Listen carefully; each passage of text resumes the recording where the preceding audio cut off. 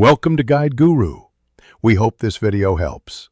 You start by cleaning and drying around the sticker so adhesive is exposed and dirt won't scratch paint. Next, apply steady heat, 200 degrees to 300 degrees F, using a hair dryer or heat gun on low. Move continuously to avoid paint damage.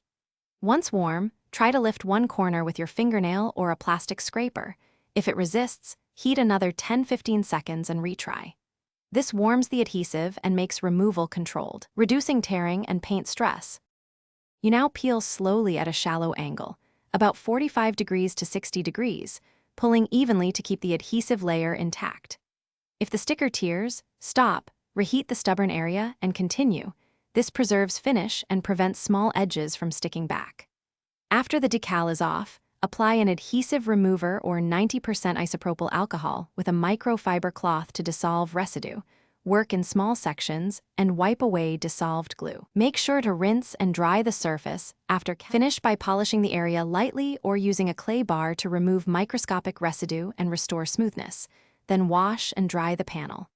Make sure to wait about 24 hours before applying wax so any solvent has fully evaporated.